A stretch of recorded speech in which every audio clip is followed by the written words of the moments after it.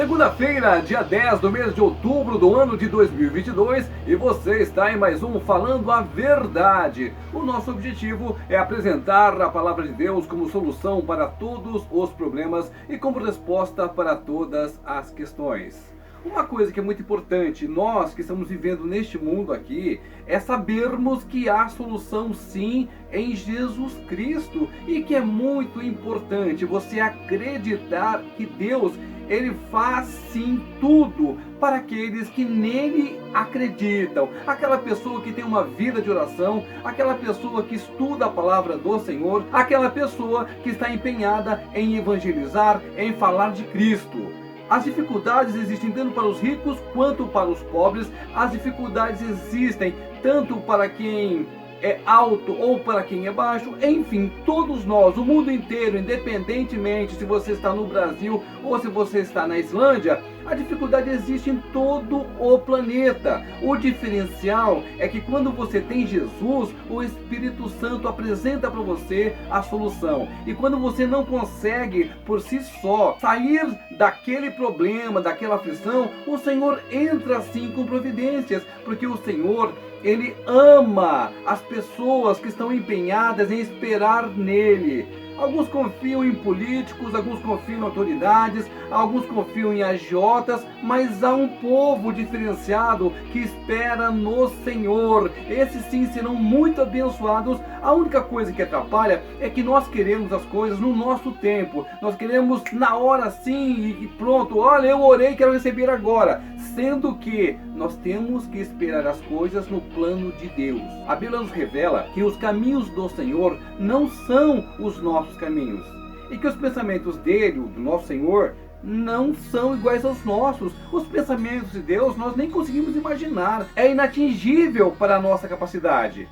Mas o Senhor prometeu e Ele cumpre tudo o que Ele prometeu. Eu gosto muito de repetir para você, para que você tenha ânimo, para que você acredite. O Senhor Jesus disse: eis que estarei contigo todos os dias. Ou seja, hoje, no presente dia, independentemente de qual problema te aflige, o Senhor está contigo. E se você está de bem com a vida, se você por acaso não enfrenta nenhuma provação, nenhum problema, o Senhor também está contigo. Cabe a nós levar essa mensagem de fé, de amor, essa mensagem de que há sim solução para os problemas.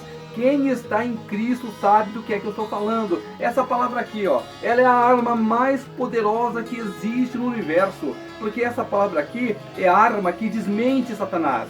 É a arma que traz para a sua vida o poder total de Jesus Cristo, porque a fé, ela vem pelo ouvir da palavra do Senhor. E quanto mais você se interessa por este livro, quanto mais você se debruça sobre ele, mais você fica conhecendo quem é o seu Deus, e muito mais forte fica o Espírito na sua vida, e a carne cada vez mais fraca. Há sim uma batalha entre a carne e o Espírito, e quando você obedece à carne, você cai no mundão. Quando você está no Espírito, você é separado. Este é o significado da palavra santo. O Senhor, por exemplo, não permitiu que Isaac se juntasse com os egípcios. Ele falou: olha, Isaac, não desce para lá não, eu vou cuidar de você aqui. Da mesma maneira, quando Agar passou aquele perrengue ali e pensou que ela fosse morrer junto com o filho dela, não foi ao choro de Agar que o Senhor ouviu, porque Agar não tinha nada a ver com o pai Abraão. Quem tinha a ver com Abraão era o filho de Abraão. Aí sim, a Bíblia revela que ele ouviu o menino. Ou seja, Deus se importa com aqueles que são dele. É um pai. Cada pai cuida dos seus filhos. E o filho de outra pessoa é o pai que cuida. O que eu quero falar para você é que se você é filho de Deus, você tem todas as garantias e proteção do Senhor onipotente. Se você não está em Cristo, você está nas mãos do mundo. E esse mundo será devastado, será destruído. Este mundo vai ficar pedra sobre pedra. Quem estiver em Cristo será arrebatado. O que você precisa saber é que Deus cuida dos que são dele. Note que quando veio as pragas do Egito, quem estava no Egito sofreu. Quem estava com o povo de Deus, as pragas não chegaram lá porque o Senhor não permitiu. Quando veio a morte dos primogênitos, o Senhor avisou a quem? Avisou ao povo dele. Tanto é que tem a Páscoa. O pessoal matou o cordeiro, colocou a marca na parede, o anjo passava. Se não tivesse a marca de sangue ali no umbral da porta, o anjo entrava e matava. O povo de Deus foi avisado, fez ali o sacrifício, fez a Páscoa, marcou ali no umbral com o sangue do cordeiro, e aí o anjo foi embora. Agora, na terra dos egípcios, todos morreram. No dia de hoje, outubro de 2022, não mudou nada. O mesmo Deus que livrou o povo dele lá do Egito, o mesmo Deus que esteve com Isaac, com Abraão, com Jacó, o mesmo Deus que caminhou o tempo inteiro com Jesus Cristo, é o Deus que está com você hoje, se você quiser. Quando você entrega a sua vida para Jesus, não é só abrir mão do mundo, é gozar dos benefícios de estar separado do pecado e de estar garantindo uma vida eterna junto ao Senhor nosso Deus. Eu vou falar aqui mais uma vez para que você entenda. Quem está no mundo, e o mundo faz guerra contra Jesus. Quem está em Cristo tem que fazer guerra contra o mundo. Não pode aceitar as coisas do mundo. Não pode viver como o mundo vive. A Bíblia diz: não vos conformeis com as coisas deste mundo. O que é que você está esperando para dar uma guinada na sua vida? O que é que você está esperando para ser realmente feliz? A real felicidade só Jesus dá. Tudo que o mundo oferece é passageiro. As coisas que o dinheiro pode comprar, todas elas são passageiras. Mas o que o Senhor Jesus dá é eterno e nunca passa. Vamos então à palavra do Senhor, que nos mostra como é que Deus trata daqueles que têm compromisso com Ele. Eu vou ler hoje versículos em 2 capítulos de Gênesis, no 21 e no 26. Primeiro aqui no 26, do 1 ao 3. Sobrevindo fome à terra, além da primeira vida nos dias de Abraão, foi Isaac a Gerar, a avistar-se com Abimeleque, rei dos filisteus. Apareceu-lhe o Senhor e disse: não desças ao Egito, fica na terra que eu te disse. Habita nela, e serei contigo, e te abençoarei, porque a ti e a tua descendência darei todas estas terras, e confirmarei o juramento que fiz a Abraão, teu pai. Veio uma fome muito grande, mas uma fome muito grande mesmo. E aí Isaac falou assim: olha, eu vou lá para onde é que tem comida. Então ele pretendia ir se encontrar com os filisteus. E a Bíblia inteira sempre houve guerra entre o povo de Deus e o povo filisteu. E ele ia lá conversar com Abimeleque. Só que antes que ele chegasse, o Senhor falou para ele: não vá para lá, eu cuido de você. As coisas do mundo é como a água que não pode se misturar com as coisas de Deus, que é o óleo. Então água e óleo não se misturam. Então Deus não permitiu que Isaac fosse lá a Abimeleque, porque não era o plano do Senhor, porque o Senhor não precisa de ninguém. O Senhor é suficiente para fazer tudo o que deve ser feito sem precisar da ajuda de ninguém. Então Deus disse a Isaac: fica aqui, eu cuido de você, eu cuido da sua família, você não vai precisar ir para lá. E outra coisa, toda essa terra aqui que você está vendo, eu vou entregar na sua mão. É assim que Deus faz nos dias de hoje, para quem confia nele.